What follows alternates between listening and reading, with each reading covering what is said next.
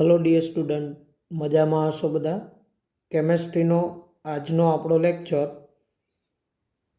Chapter number 13માં આગળ વધીએ તો છેલ્લે આપણે બેઝિકતા કન્સેપ્ટ પૂરો કરેલો હતો. ત્યારબાદ આગળ વધીએ તો રાસાયણિક પ્રક્રિયાઓમાં આવે છે અમાઇનનું આલ્કાઇલેશન. અમાઇનનું આલ્કાઇલેશન, તો આ પ્રક્રિયા આપણે અમાઇનની બનાવટમાં સેકન્ડ નંબરની જે બનાવટ હતી હેલાઇડના એમોનોલિસિસ પરથી તૈયાર કરવી. આપણે અમાઇનની જે બનાવટ જોઈતી અમાઇન સંયોજનોની, બરાબર, એમાં આપણે અમાઇનનું આલ્કાઇલેશન કન્સેપ્ટ આવેલો, જેમાં આપણે વાત કરેલી હતી HX એમાઇનનું આલ્કાઇલેશન એટલે RX સાથેની પ્રક્રિયા, અમાઇનની RX સાથેની પ્રક્રિયાથી આપણે જોતા હતા પ્રાથમિક, દ્વિતીયક, તૃતીયક અને ચતુર્થક એમોનિયમ ક્ષાર સુધી બનતું હતું. એની અંદર આપણે જોયું કે જો RX નું પ્રમાણ વધારે હોય ને તો ચતુર્થક એમોનિયમ ક્ષાર બનતો હતો. RX નું પ્રમાણ વધુ હોય તો ચતુર્થક એમોનિયમ ક્ષાર, અને એમોનિયાનું પ્રમાણ વધુ હોય તો પ્રાથમિક એમાઇન બનતો હતો. અમાઇનનું આલ્કાઇલેશન ક્રમશઃ, બરાબર, તો એ ત્યાંથી પ્રિપેર કરી લેવાનું. ત્યારબાદ અમાઇનનું એસાઇલેશન. તો એમાઇનનું એસાઇલેશન એ સમજીએ આપણે. એલિફેટિક અને એરોમેટિક પ્રાથમિક અને દ્વિતીયક અમાઇનની એસિડ ક્લોરાઇડ એટલે RCOCl, એસ્ટર અથવા એસિડ એન હાઇડ્રાઇડ સાથે કેન્દ્ર અનુરાગી વિસ્થાપન પ્રક્રિયા થઈ અમાઇડ નિપજ આપે. આ પ્રક્રિયાને એસાઇલેશન કહેવાય. એટલે એલિફેટિક કે એરોમેટિક પ્રાથમિક કે દ્વિતીયક એમાઇન હોય, બરાબર, એની એસિડ ક્લોરાઇડ, RCOCl, એસ્ટર અથવા એસિડ એન હાઇડ્રાઇડ સાથે કેન્દ્ર અનુરાગી વિસ્થાપન પ્રક્રિયા થઈ અમાઇડ નિપજ મળે. આ પ્રક્રિયાને એસાઇલેશન પ્રક્રિયા કહેવાય, જે આપણે હમણાં સમજીએ પ્રક્રિયામાં. આ પ્રક્રિયાને NH2 અથવા NH સમૂહના હાઇડ્રોજન પરમાણુના એસાઇલ સમૂહ દ્વારા વિસ્થાપન કરી સમજી શકાય છે. એટલે આમાં હાઇડ્રોજનનું વિસ્થાપન છે ને એસાઇલ સમૂહ વડે થાય, RCO સમૂહ વડે, જે પણ આપણે હમણાં સમજીએ. આ પ્રક્રિયા અમાઇન કરતાં વધુ બેઝિક પિરિડીનની હાજરીમાં કરવામાં આવે. પિરિડીન જેવા બેઝની હાજરીમાં કરવામાં આવે, જે પ્રક્રિયા દરમિયાન બનતા HCl ને દૂર કરી સંતુલન જમણી બાજુ ખસેડે. એટલે આ પ્રક્રિયામાં છે ને એમાઇન કરતાં પણ વધુ બેઝિક પિરિડીનની હાજરીમાં કરવામાં આવે. પિરિડીન, અને એ પિરિડીનનો રોલ શું હોય કે આ પ્રક્રિયા દરમિયાન જે HCl મળે, હાઇડ્રોક્લોરિક એસિડ, એને દૂર કરે. એટલે નિપજ તરફથી HCl દૂર થાય, એટલે પ્રક્રિયા જે છે વધુ નિપજ તરફ થાય, લસેટેલિયરના સિદ્ધાંત મુજબ, બરાબર. તો પ્રક્રિયા જોઈએ તો આ છે આપણું પ્રાથમિક amine C2H5NH2 CH3COCl acetyl chloride, ethane amine, acetyl chloride, pyridine જેવા બેઝની હાજરીમાં. ટોટલ આ પ્રક્રિયામાં તો શું થાય ખબર? અહીંથી આ H પ્લસ, અહીંથી આ Cl માઇનસ, એટલે આ HCl દૂર થાય, આ NH અહીંયા COCH3 સાથે જોડાઈ જાય. મિકેનિઝમ જોઈએ તો આ કેન્દ્ર અનુરાગી વિસ્થાપન પ્રક્રિયામાં આ કાર્બન આંશિક ધન હોય તો અહીંથી આ નાઇટ્રોજન આ કાર્બનને યુગ્મ પ્રદાન કરે. અહીંથી આ નાઇટ્રોજન આ લોન પેર આ કાર્બનને પ્રદાન કરે, અને અહીંથી આ યુગ્મ ઓક્સિજન ઉપર જાય. તો શું થાય? હવે અહીંથી આ નાઇટ્રોજન અહીંયા પ્રદાન કરે, એટલે આ C2H5NH2 આ પ્લસ થાય અને આ માઇનસ થાય. હવે પછીના સ્ટેપમાં અહીંથી આ H+ દૂર થાય, અહીંથી આ ઓક્સિજન ઉપરથી આ જે યુગ્મ છે અહીંયા આવે અને અહીંથી આ Cl- દૂર થાય, એટલે HCl દૂર થાય, આ સીધી બંધ O બની જાય. આમ બન્યું શું? C2H5 NH સીધી બંધ O CH3. આ જો CONH આવ્યું એટલે આ એમાઇડ બન્યું. આનું IUPAC નામ થાય N-ઇથાઇલ ઇથેનેમાઇડ CH3CONH. N-ઇથાઇલ ઇથેનેમાઇડ. આ જે HCl મળ્યો અહીંયા, આ જે HCl એ પિરિડીન જેવા બેઝની હાજરીમાં દૂર થાય એટલે આ પ્રક્રિયા વધુ નિપજ તરફ થાય. બરાબર. ફરીથી શું આવી ક્રિયાવિધિ? આ નાઇટ્રોજન અહીંથી આ સીધી બંધોનો કાર્બન આંશિક ધન લોન પેર આપે, અહીંથી આ પાઈ ઇલેક્ટ્રોન યુગ્મ ઓક્સિજન ઉપર જાય, ઓક્સિજન ઉપર નેગેટિવ ચાર્જ, અહીંથી આ NH2 આની સાથે જોડાય એટલે નાઇટ્રોજન ઉપર પ્લસ ચાર્જ. પછીના સ્ટેપમાં આ H+ દૂર થાય એટલે આ યુગ્મ નાઇટ્રોજન ઉપર પાછું આવે, અહીંથી આ યુગ્મ ઓક્સિજન ઉપરનું અહીંયા આવે અને અહીંથી Cl- દૂર થાય એટલે શું બન્યું? C2H5 NH સીધી બંધ O CH3. આને બોલાય N-ઇથાઇલ ઇથેનેમાઇડ CH3CONH. N-ઇથાઇલ ઇથેનેમાઇડ પ્લસ HCl જે પિરિડીન બેઝ દ્વારા દૂર થાય. બરાબર. ટૂંકમાં આખી પ્રક્રિયામાં થયું શું? તો એમાઇનમાંથી આ H+ અને આમાંથી એસિટાઇલ ક્લોરાઇડ હોય તો Cl- દૂર થાય અને આ આપણો નિપજ મળે. જોઈએ આપણે દ્વિતીયક એમાઇન દ્વારા. દ્વિતીયક amine C2H5 NH C2H5 CH3COCl acetyl chloride. તો બસ પિરિડીન જેવા બેઝની હાજરીમાં આ HCl દૂર થાય અને અહીંથી આ N આ C સાથે જોડાઈ જાય. ટૂંકમાં આવો છે. મિકેનિઝમ શું હતી? અહીંથી આ યુગ્મ આને આપે, આ યુગ્મ ઓક્સિજન ઉપર આવે, ત્યારબાદ H+ અને Cl- દૂર થાય એટલે C2H5 twice N COCH3. આજે કયો લીધો દ્વિતીયક એમાઇન? N-ઇથાઇલ ઇથેનેમાઇન. અને અહીંયા શું મળે તમારું? N ડાઇઇથાઇલ ડાઇઇથાઇલ ઇથેનેમાઇડ. ડાઇઇથાઇલ ઇથેનેમાઇડ. ડાઇઇથાઇલ ઇથેનેમાઇડ. ઓકે. ત્યારબાદ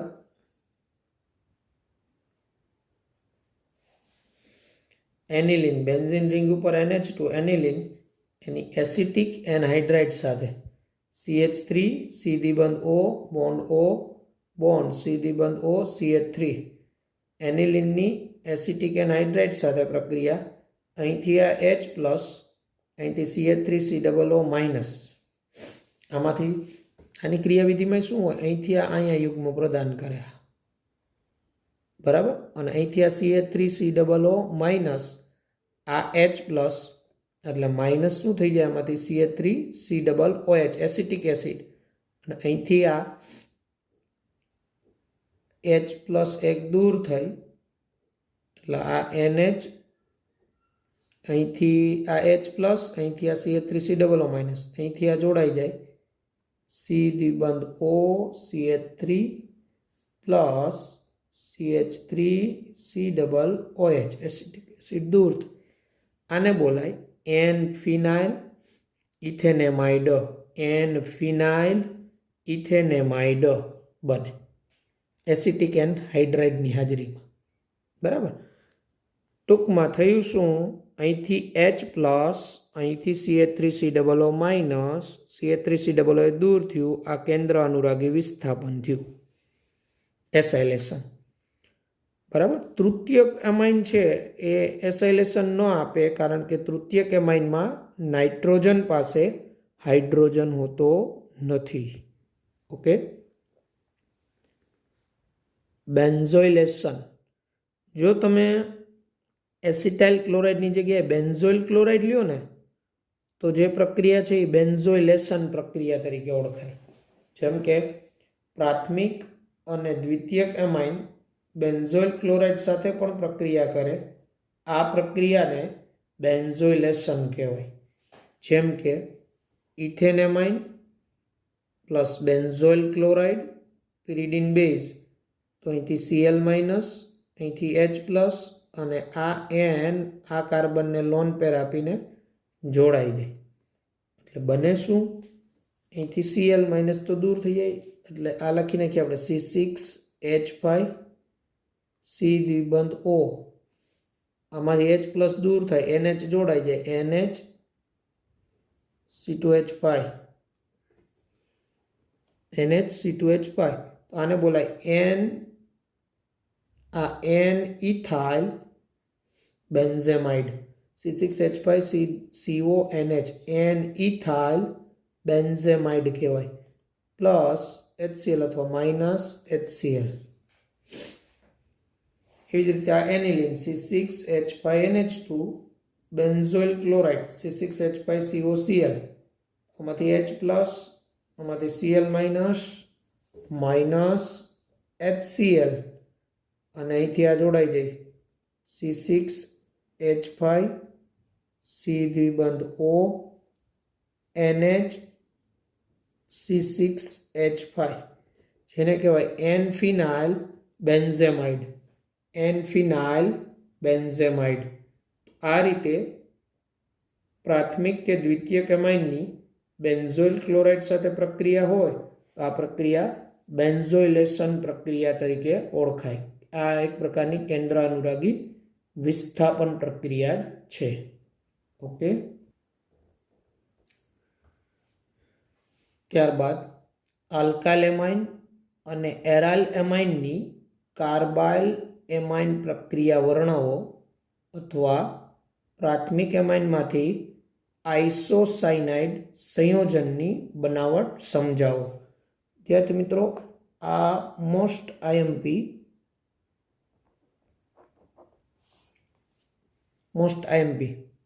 કાર્બાઇલ એમાઇન પ્રક્રિયા વર્ણવો એવું કહે, બરાબર? તો આ સમજાવવાનું. અને MCQ સ્વરૂપે મોસ્ટ ઇમ્પોર્ટન્ટ, કાર્બાઇલ એમાઇન કસોટી કોણ આપે, કોણ ન આપે. આપણે પ્રયોગશાળામાં છે ને તમને આપેલ એમાઇન પ્રાથમિક છે ઓળખવો હોય તો આ કસોટીથી ઓળખી શકાય. કસોટી સમજીએ. કાર્બાઇલ એમાઇન કસોટીનો ઉપયોગ પ્રયોગશાળામાં પ્રાથમિક એમાઇનની પરખ માટે કરવામાં આવે છે. એટલે તમને આપેલ એમાઇન પ્રાથમિક છે એ ઓળખવો હોય તો આ કસોટીની મદદથી તમે ઓળખી શકો. આ કસોટીમાં થાય શું સમજીએ. એલિફેટિક અને એરોમેટિક પ્રાથમિક એમાઇન અંડરલાઇન કરવી. પ્રાથમિક એમાઇનને ક્લોરોફોર્મ અને આલ્કોહોલિક KOH સાથે ગરમ કરતા ખરાબ વાસ ધરાવતો ઝેરી આઇસોસાયનાઇડ બને. ટૂંકમાં એલિફેટિક કે એરોમેટિક હોય પ્રાથમિક એમાઇન, એને તમે ક્લોરોફોર્મ પ્લસ આલ્કોહોલિક KOH સાથે ગરમ કરો ને તો ખૂબ ખરાબ વાસ ધરાવતું, ખરાબ વાસ આવે તો સમજવાનું કે આઇસોસાયનાઇડ બન્યું. અને આઇસોસાયનાઇડ બન્યું સમજવાનું કે પ્રાથમિક એમાઇન હોય, એલિફેટિક કે એરોમેટિક. ટૂંકમાં એમાં NH2 ગ્રુપ છે એ ખબર પડે. હવે આ પ્રક્રિયાને કાર્બાઇલ એમાઇન કસોટી અથવા આઇસોસાયનાઇડ કસોટી કહેવાય. આ પ્રક્રિયા કયા નામથી ઓળખાય? કાર્બાઇલ એમાઇન કસોટી અથવા આઇસોસાયનાઇડ કસોટી. મગજમાં રાખવાનું, દ્વિતીયક અને તૃતીયક એમાઇન આ કસોટી આપતા નથી. એનું કારણ દ્વિતીયક કે તૃતીયક એમાઇન પાસે પૂરતા હાઇડ્રોજન હોતા નથી, બરાબર? એટલે આ કસોટી માટે ફક્ત NH2 વાળા જ આપે. NH કે ઓનલી N હોય એવા અમાઇન આપે નહીં. એ આપણે હમણાં એની ક્રિયાવિધિ સમજીએ, ખ્યાલ આવશે. આ કસોટી પ્રાથમિક એમાઇનની પરખ કસોટી છે. પ્રયોગશાળામાં તમને આપેલ એમાઇન પ્રાથમિક છે કે નહીં એને ઓળખવા માટે આ કસોટીનો ઉપયોગ થાય. તો રિએક્શન સમજીએ પહેલાં, પછી એની ક્રિયાવિધિ. આ RNH2 એલિફેટિક પ્રાથમિક એમાઇન ક્લોરોફોર્મ પ્લસ KOH સાથે ગરમ કરતા RNC alkyl isocyanide plus 3KCl plus 3H2O આ રીતે અહીંયા આઇસોસાયનાઇડ બને.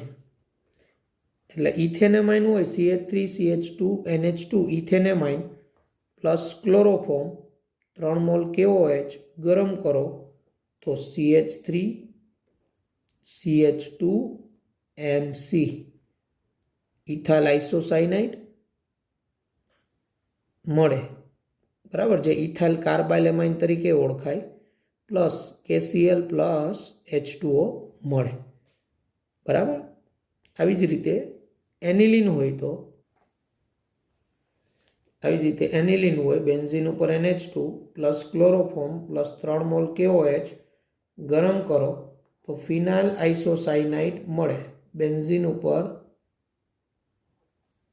N ટ્રિપલ બોન્ડ C ફિનાઇલ isocyanide plus 3KCl plus 3H2O બને, બરાબર. એટલે ફક્ત પ્રાથમિક એમાઇન જ આપે. આની ક્રિયાવિધિ સમજીએ એટલે ખ્યાલ આવે કે દ્વિતીયક કે તૃતીયક એમાઇન આ કસોટી કેમ ન આપી શકે.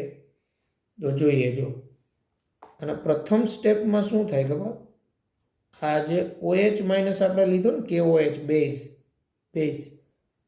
આ બેઝ આ ક્લોરોફોર્મ હોય ને એમાં જે હાઇડ્રોજન હોય ને આ CHCl3 નો હાઇડ્રોજન એસિડિક હોય, એટલે આ બેઝ છે એ H પ્લસ મેળવે,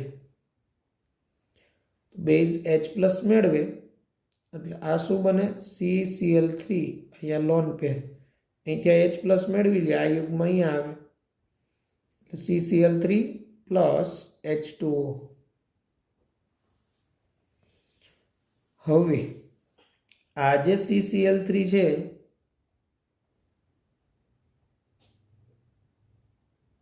આ CCl3 માંથી અહીંથી આ Cl માઇનસ દૂર થાય, આ CCl3 માઇનસ ભાઈ લોન પેર આવ્યું ને. હવે આ CCl3 માઇનસમાંથી અહીંથી Cl માઇનસ દૂર થાય એટલે આ બને CCl2 ક્લોરોકાર્બિન કહેવાય, જેને ક્લોરોકાર્બિન, જે ઇલેક્ટ્રોન અનુરાગી હોય. ઇલેક્ટ્રોન અનુરાગી એટલા માટે કે આ કાર્બનનું અષ્ટક પૂર્ણ નથી, આ કાર્બન પાસે અહીંયા 2 ઇલેક્ટ્રોન અને ક્લોરીન સાથે 2 બંધ બન્યા એટલે એક બંધમાં 2, ટોટલી 4 ને 2 6, કાર્બનનું અષ્ટક પૂર્ણ નથી એટલે એની ઇલેક્ટ્રોન મેળવવાની વૃત્તિ હોય. અને હવે આપણો જે અમાઇન હોય, દાખલા તરીકે RNH2, તો એમાં નાઇટ્રોજન પાસે લોન પેર હોય, આ CCl2 માં કાર્બન પાસે ઉણપ હોય, અહીંથી આ નાઇટ્રોજન આને યુગ્મ પ્રદાન કરે, અહીંથી 2 Cl અને અહીંથી 2 H પ્લસ, બરાબર. એટલે માઇનસ શું થઈ જાય 2HCl અને 2KOH વધ્યા હોય, બરાબર. એટલે આ જે આપણે 3 મોલ KOH લીધા ને એમાંથી 1 મોલ OH માઇનસ અહીંયા વપરાણો, હજી 2 મોલ KOH, અહીંથી 2 મોલ શું નીકળે HCl, આ જે 2 Cl અને આ H પ્લસ, આ બને RN ટ્રિપલ બોન્ડ C, એ માઇનસ 2HCl થાય તો આ 2 મોલ HCl, અહીંયા 2 મોલ KOH હોય એટલે 2 મોલ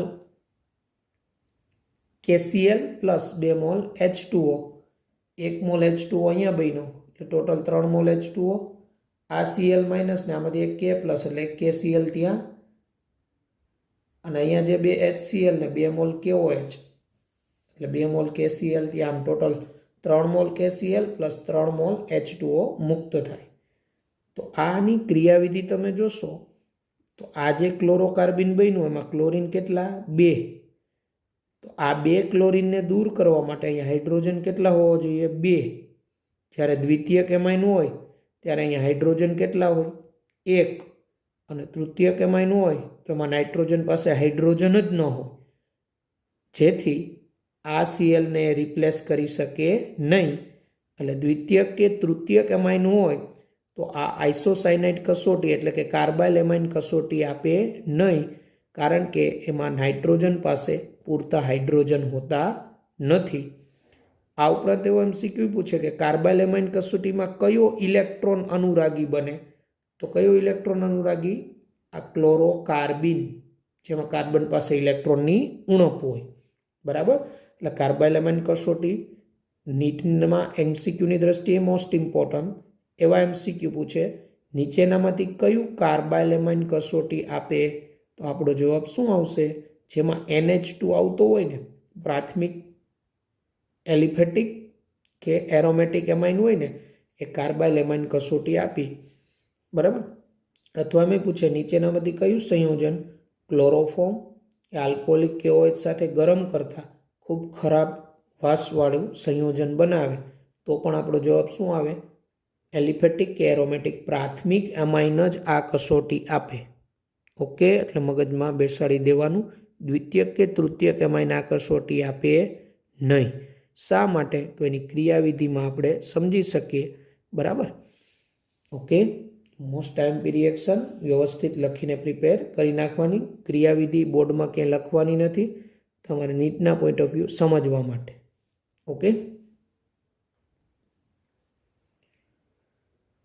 ત્યારબાદ એલિફેટિક અને એરોમેટિક એમાઇન સંયોજનોની નાઇટ્રસ એસિડ સાથેની પ્રક્રિયા વર્ણવો.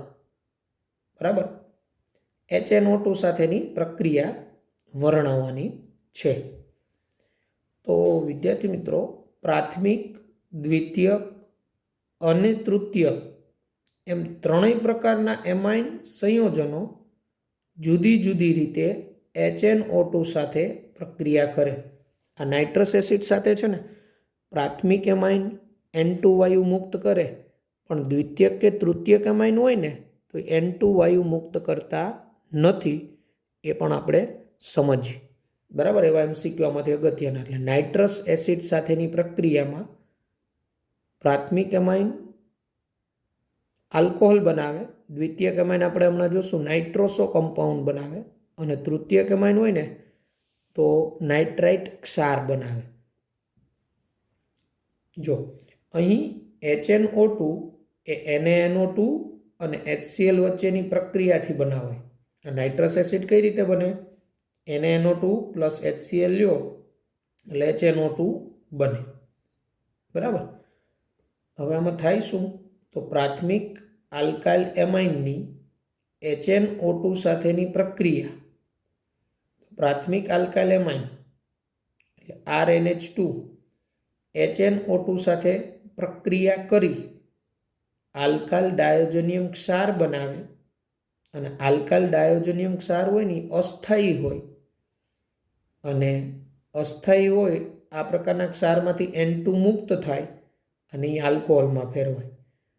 બરાબર. રિએક્શન સમજીએ એટલે ખ્યાલ આવશે. હવે આ પ્રક્રિયા દરમિયાન જે N2 વાયુ મળે ને, N2 વાયુ, એ N2 વાયુની માત્રાત્મક પ્રાપ્તિ એમિનો એસિડ અને પ્રોટીન સંયોજનોના માપનમાં ઉપયોગી. એટલે જો એમિનો એસિડ હોય કે પ્રોટીન હોય, એમાં અમાઇન સંયોજન હોય જ, અને એવા એમાઇન સંયોજનોની તમે HNO2 સાથે પ્રક્રિયા કરો તો એમાં N2 વાયુ જે મળે એના માપન પરથી એમિનો એસિડ અને પ્રોટીન સંયોજન કેટલું છે એનું માપન થાય. ટૂંકમાં આપણો જે આ પ્રાથમિક એમાઇન હોય, આ પ્રાથમિક એમાઇન આ નાઇટ્રસ એસિડ સાથે પ્રક્રિયા કરે ને ત્યારે આ RN2 પ્લસ Cl માઇનસ અને આલ્કાઇલ ડાયોજેનિયમ ક્લોરાઇડ કહેવાય, જે અસ્થાયી હોય. અસ્થાયી હોય. આલ્કાઇલ ડાયોજેનિયમ ક્લોરાઇડ અસ્થાયી. આનું જળ વિભાજન થાય અને જળ વિભાજનમાંથી તરત જ શેમાં રૂપાંતર થાય? આલ્કોહોલ પ્લસ N2 વાયુ મુક્ત થાય, બરાબર. દાખલા તરીકે હું અહીંયા ઇથેન એમાઇન લઉં તો અહીંયા ઇથેનોલ મળે, પ્રોપેન 1 એમાઇન લઉં તો પ્રોપેન 1 ઓલ મળે, બ્યુટેન 1 એમાઇન લઉં તો બ્યુટેન 1 ઓલ મળે, પ્લસ N2 વાયુ મુક્ત થાય અને Cl માઇનસ HCl સ્વરૂપે દૂર થાય. એટલે ફક્ત પ્રાથમિક એમાઇન જ HNO2 સાથેની પ્રક્રિયામાં N2 વાયુ મુક્ત કરે. દ્વિતીયક કે તૃતીયક એમાઇન HNO2 સાથે N2 વાયુ મુક્ત ન કરે. દ્વિતીયક એમાઇન HNO2 સાથે પ્રક્રિયા કરી નાઇટ્રોસો સંયોજન બનાવે. નાઇટ્રોસો સંયોજન બનાવે. દ્વિતીયક એમાઇન હોય એ HNO2 સાથે પ્રક્રિયા કરી નાઇટ્રોસો સંયોજન બનાવે, N દ્વિબંધ O વાળું. એટલે એમાં N દ્વિબંધ O વાળું સંયોજન બને એટલે નાઇટ્રોજન છે એ નિપજમાં જોડાયેલું જ રહે. જ્યારે તૃતીયક એમાઇન HNO2 સાથે પ્રક્રિયા કરી નાઇટ્રાઇટ ક્ષાર બનાવે.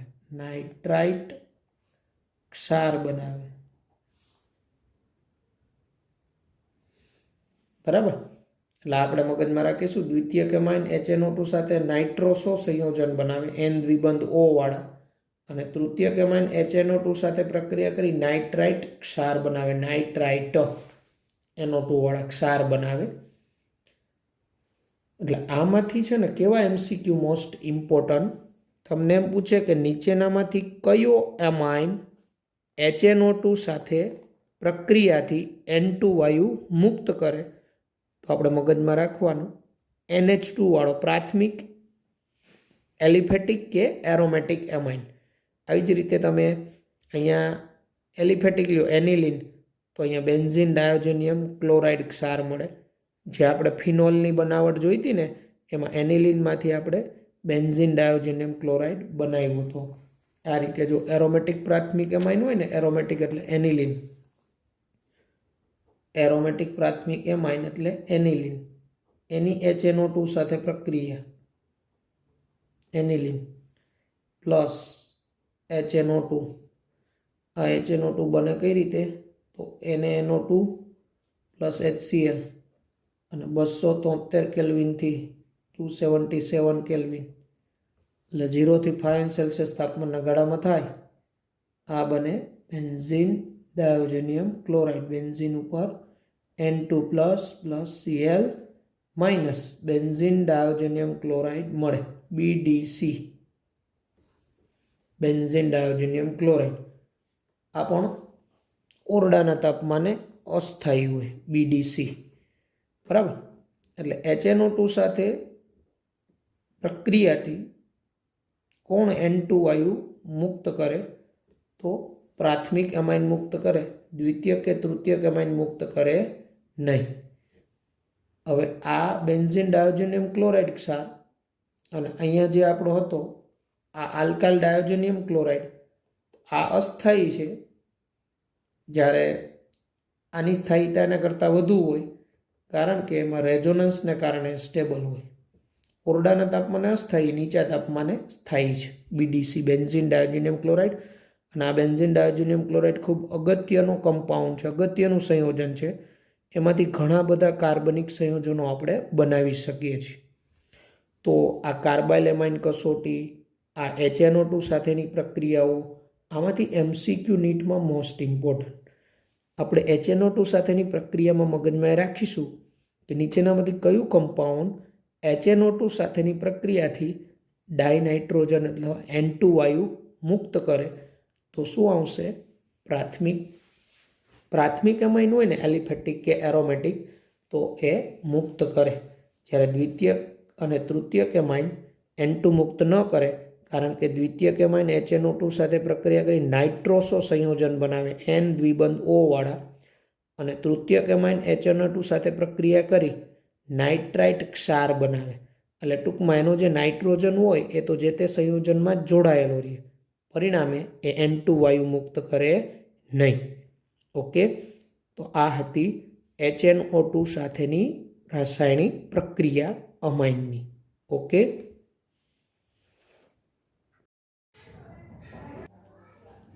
તો ત્યારબાદ એરાઇલ સલ્ફોનાઇલ ક્લોરાઇડ સાથે પ્રક્રિયા.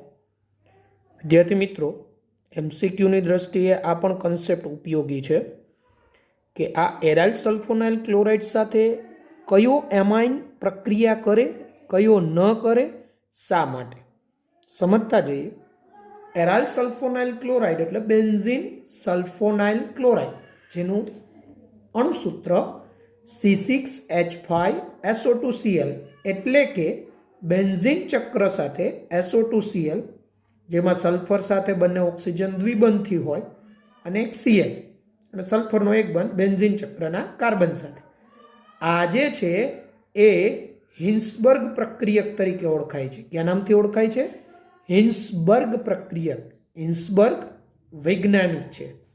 એટલે આમાં એવો MCQ બને કે નીચેનામાંથી કયો એમાઇન હિન્સબર્ગ પ્રક્રિયક સાથે પ્રક્રિયા આપશે, કયો નહીં આપે. બરાબર, તો એ આપણે ધ્યાનમાં રાખીશું. સમજીએ હમણાંની રિએક્શન, ત્યાં સમજીએ શા માટે કયો એમાઇન આપે, શા માટે કયો એમાઇન ન આપે. તો આ પ્રક્રિયક એટલે કે હિન્સબર્ગ પ્રક્રિયક પ્રાથમિક અને દ્વિતીયક અમાઇન સંયોજનો સાથે પ્રક્રિયા કરી સલ્ફોનેમાઇડ સંયોજનો બનાવે. આ જે હિન્સબર્ગ પ્રક્રિયક છે એ પ્રાથમિક અને દ્વિતીયક એમાઇન સંયોજનો સાથે પ્રક્રિયા કરી સલ્ફોનેમાઇડ પ્રકારનું સંયોજન બનાવે. સલ્ફોનેમાઇડમાં જે SO2 હોય, બરાબર, એની સાથે NH એટલે NH ગ્રુપ, N ગ્રુપ જોડાઈ જાય આલ્કેનો, એટલે સલ્ફોનેમાઇડ તરીકે બોલાય. હમણાં રિએક્શન જોઈએ વધારે ખ્યાલ આવશે. ઓકે, તો આપણે પ્રક્રિયા જોઈએ. તો જો આ રીતે આ બેન્ઝીન સલ્ફોનાઇલ ક્લોરાઇડ એ આ પ્રાથમિક અમાઇન સાથે પ્રક્રિયા કરીને N-ઇથાઇલ બેન્ઝીન સલ્ફોનેમાઇડ બનાવે. ટૂંકમાં આમાં થાય શું? આ હિન્સબર્ગનો પ્રક્રિયક હવે આમાંથી આ Cl અને આમાંથી આ H+, એટલે આ H+, આ Cl-, એટલે માઇનસ HCl, HCl દૂર થાય અને આ સલ્ફર આ N સાથે જોડાય, એને બોલાય N-ઇથાઇલ બેન્ઝીન સલ્ફોનેમાઇડ. આ રીતે આ SO2 NH C2H5 બંધ બને, આ S દ્વિબંધ O, અહીંયા NH C2H5 આ બન્યું. આને બોલાય N-ઇથાઇલ બેન્ઝીન સલ્ફોનેમાઇડ. N-ઇથાઇલ benzene sulphonamide. બરાબર, આ બને. તો આ પ્રાથમિક એમાઇન કેમ હિન્સબર્ગ સાથે પ્રક્રિયા કરી? એનું કારણ પ્રાથમિક એમાઇનમાં આ નાઇટ્રોજન સાથેનો જે હાઇડ્રોજન હોય એ એસિડિક હાઇડ્રોજન હાજર હોવાને કારણે એ આ Cl ને અહીંથી દૂર કરી શકે, એટલે HCl સ્વરૂપે આ H દૂર થાય અને આ જે સલ્ફર ઉપર આ N એટેક કરીને જોડાઈ જાય, વિસ્થાપન કરી દે અહીંથી Cl-. કારણ કે આ અહીંયા સલ્ફર હોય એ આંશિક ધન હોય. કેમ? તો કે એની સાથે વધુ વિદ્યુત ઋણ ઓક્સિજન જોડાયેલા છે. આ નાઇટ્રોજન પાસે લોન પેર હોય, એ લોન પેર આને પ્રદાન કરે. અહીંથી H+, અહીંથી Cl-, HCl, SO2 NH C2H5 N-ઇથાઇલ બેન્ઝીન સલ્ફોનેમાઇડ બને. એટલે પ્રાથમિક અમાઇન આ રીતે હિન્સબર્ગ પ્રક્રિયક સાથે પ્રક્રિયા આપે. બીજું અગત્યનું એ, હવે આજે N-ઇથાઇલ બેન્ઝીન સલ્ફોનેમાઇડ બન્યો, એમાં નાઇટ્રોજન પાસેનો હાઇડ્રોજન, આ જે સલ્ફોનાઇલ ગ્રુપ હોય એ ઇલેક્ટ્રોન આકર્ષક સમૂહ છે. આ ઇલેક્ટ્રોન આકર્ષક સમૂહને કારણે આ હાઇડ્રોજન હોય ને NH નો મોર એસિડિક હોય. એટલે હવે આમાં તમે આલ્કલી ઉમેરો ને, આલ્કલી એટલે બેઝ, બરાબર, NaOH કહેવાય. તો બેઝ આ એસિડિક હાઇડ્રોજન મેળવી લે OH માઇનસ, એટલે આનો ક્ષાર બને અને એ બેઝમાં દ્રાવ્ય થાય, આલ્કલીમાં દ્રાવ્ય થાય. એટલે OMCQ બને નીચેનામાંથી કયો આલ્કલીમાં દ્રાવ્ય હોય? તો તમને આવો સલ્ફોનેમાઇડ આપ્યો હોય તો જેમાં આ નાઇટ્રોજન પાસે હાઇડ્રોજન હોય ને સલ્ફોનેમાઇડમાં, જેમાં N પાસે H, એવા બધા જ છે ને આલ્કલીમાં દ્રાવ્ય હોય. એટલે જો અહીંયા તમને આપેલું છે લખીને, સલ્ફોનેમાઇડમાં નાઇટ્રોજન સાથે જોડાયેલો હાઇડ્રોજન, એટલે આ સલ્ફોનેમાઇડ, એમાં N સાથે જોડાયેલો હાઇડ્રોજન. આ હાઇડ્રોજન પરમાણુ પ્રબળ ઇલેક્ટ્રોન આકર્ષક સલ્ફોનાઇલ સમૂહની હાજરીના કારણે, આ પ્રબળ ઇલેક્ટ્રોન આકર્ષક સમૂહ સલ્ફોનાઇલની હાજરીને કારણે આ હાઇડ્રોજન પ્રબળ એસિડિક હોય. તેથી તે આલ્કલી એટલે કે બેઝમાં દ્રાવ્ય હોય. આ એસિડિક હાઇડ્રોજનને કારણે એ બેઝમાં દ્રાવ્ય થાય, બેઝમાં દ્રાવ્ય હોય. ઓકે, તો આ પ્રાથમિક અમાઇન બેન્ઝીન સલ્ફોનાઇલ ક્લોરાઇડ સાથે પ્રક્રિયા આપે એનું કારણ એમાં નાઇટ્રોજન પાસે એસિડિક હાઇડ્રોજન હોય. ઓકે, ત્યારબાદ જોઈએ દ્વિતીયક એમાઇન. તો હવે તમને મગજમાં આવવું જોઈએ દ્વિતીયક એમાઇન એ આપવો જોઈએ, કારણ કે એમાં NH હોય, હાઇડ્રોજન પાસે હાઇડ્રોજન હોય જ, એટલે દ્વિતીયક એમાઇન એ આપે. તો અહીંયા તમે જોશો તો આ જે સલ્ફોનેમાઇડ દ્વિતીયક અમાઇન સાથેની પ્રક્રિયામાં, તો આ દ્વિતીયક અમાઇન સાથેની જે પ્રક્રિયા છે આમાં, તો દ્વિતીયક અમાઇન સાથેની પ્રક્રિયામાં NN ડાઇઇથાઇલ બેન્ઝીન સલ્ફોનેમાઇડ બને. દ્વિતીયક એમાઇન ઉદાહરણ તરીકે N-ઇથાઇલ ઇથેનેમાઇન. આપણો અહીંયા દ્વિતીયક એમાઇન કયો છે? N-ઇથાઇલ ઇથેનેમાઇન. N-ઇથાઇલ ઇથેનેમાઇન. આ તમારો બેન્ઝીન સલ્ફોનાઇલ ક્લોરાઇડ, અહીંયા એસિડિક હાઇડ્રોજન. તો આ એસિડિક હાઇડ્રોજન અહીંથી Cl માઇનસ, આ HCl દૂર થાય અને અહીંથી આ SO2 આ N સાથે જોડાય. તો આપણું બંધારણ કેવું બનશે? આ પ્રકારે તમે જોઈ શકો. અહીંયા બેન્ઝીન ચક્ર, અહીંયા આ SO2 અને એની સાથે અહીંયા N જોડાઈ જાય અને N સાથે બે ઇથાઇલ સમૂહ છે. તો આનું નામ શું થાય? અહીંયા N સાથે બે ઇથાઇલ એટલે N ડાઇઇથાઇલ બેન્ઝીન સલ્ફોનેમાઇડ. SO2N ને બોલાય સલ્ફોનેમાઇડ. એટલે આ બન્યું. હવે વિચારો જી, આ જે બન્યું NN ડાઇઇથાઇલ બેન્ઝીન સલ્ફોનેમાઇડ, આ આલ્કલીમાં દ્રાવ્ય થશે? મારો પ્રશ્ન તમને છે, આ આલ્કલીમાં દ્રાવ્ય થશે? તો મેં આગળ શું કીધેલું? N પર હાઇડ્રોજન જોવાનું. તો અહીંયા આ N પર હાઇડ્રોજન નથી. આને દ્વિતીયક સલ્ફોનેમાઇડ પણ આને તૃતીયક સલ્ફોનેમાઇડ પણ કહેવાય. બરાબર. તો અહીંયા N પર હાઇડ્રોજન નથી, એટલે આ જે છે ને એ આલ્કલી કે બેઝમાં દ્રાવ્ય ન થાય, અદ્રાવ્ય જ રહે, દ્રાવ્ય ન થાય. અહીંયા એટલે લખેલું NN ડાઇઇથાઇલ બેન્ઝીન સલ્ફોનેમાઇડમાં N પરમાણુ સાથે એક પણ H પરમાણુ જોડાયેલો નથી, એટલે આ નાઇટ્રોજન સાથે એક પણ હાઇડ્રોજન નથી. તેથી તે એસિડિક નથી, એટલે હાઇડ્રોજન ત્યાં, એટલે આ એસિડિક ન કહેવાય, એસિડિક હાઇડ્રોજન નથી. અને આલ્કલીમાં અદ્રાવ્ય હોય, એટલે આ જે છે એ આલ્કલીમાં અદ્રાવ્ય. આલ્કલી એટલે બેઝમાં અદ્રાવ્ય.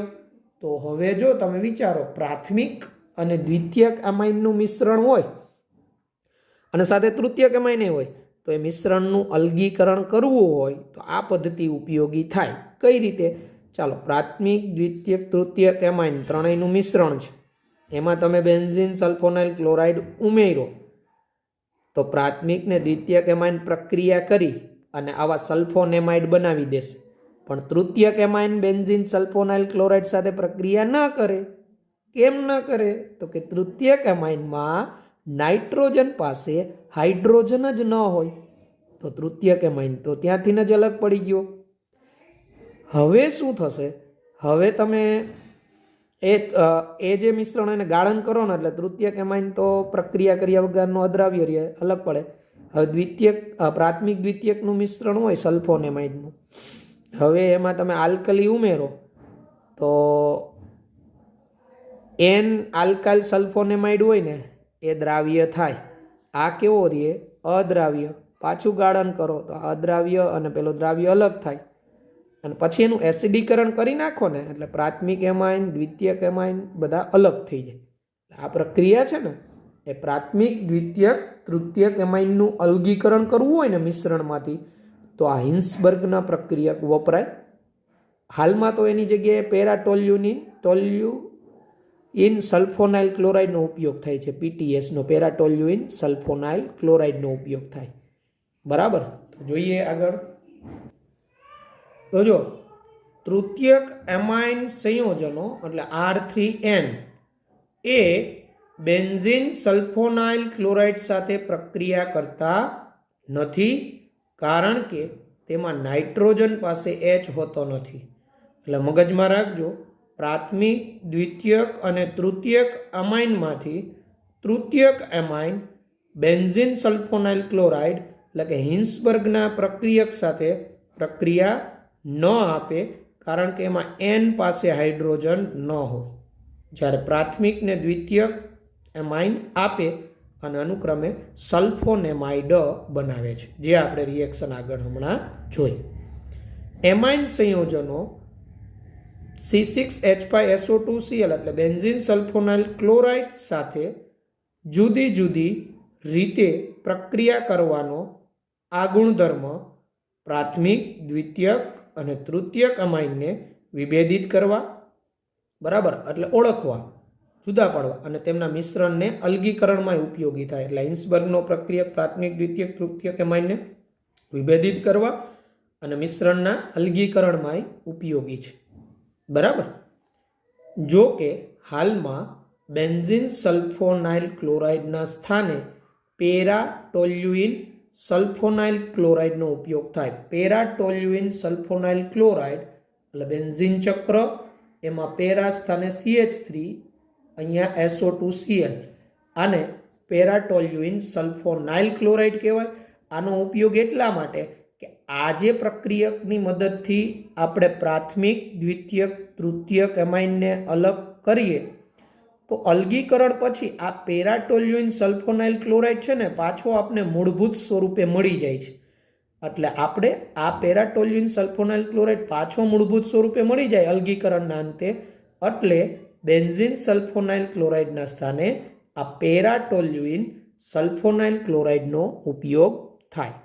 તો વિદ્યાર્થી મિત્રો, આ જે રિએક્શન હતી IMCQની દ્રષ્ટિએ ઇમ્પોર્ટન્ટ છે, અને આમાંથી પહેલાં જે સલ્ફોનેમાઇડ બન્યા એ સલ્ફોનેમાઇડ પણ ઉપયોગી, કે કયો સલ્ફોનેમાઇડ આલ્કલીમાં દ્રાવ્ય થાય, કયો સલ્ફોનેમાઇડ આલ્કલીમાં અદ્રાવ્ય હોય. તો ત્યારે તમારે ફક્ત એ જોવાનું કે નાઇટ્રોજન પાસે હાઇડ્રોજન કેમાં છે, જેમાં એસિડિક હાઇડ્રોજન પ્રેઝન્સ એ આલ્કલીમાં દ્રાવ્ય થાય, બાકીના આલ્કલીમાં અદ્રાવ્ય. તો વિદ્યાર્થી મિત્રો, આ જે રાસાયણિક પ્રક્રિયાઓ આપણે જોઈ એમાઇનની, હવે આપણે ઇલેક્ટ્રોન અનુરાગી વિસ્થાપન પ્રક્રિયાઓ આવે છે, બરાબર. બેન્ઝીન ચક્ર ઉપર જે NH2 સમૂહ હાજર હોય એની, એનિલિનની ક્લોરિનેશન, બ્રોમિનેશન, સલ્ફોનેશન, નાઇટ્રેશન, પણ આ પ્રક્રિયાઓ આપણે આના પછીના લેક્ચરમાં જોશું. આજનો આપણો આ લેક્ચર છે જેમાં આપણે અહીંયા સુધી રાખીએ. આજના લેક્ચરમાં જે રાસાયણિક પ્રક્રિયાઓ ચાલેલી બધી જ મોસ્ટ ઇમ્પોર્ટન્ટમાં જ આવે છે MCQની દ્રષ્ટિએ, કન્સેપ્ટ્યુઅલ MCQમાં. તો વ્યવસ્થિત લેક્ચર સમજીને પ્રિપેર કરજો. ન સમજાય ત્યાં મારો સંપર્ક કરજો. Okay, good bye, take care.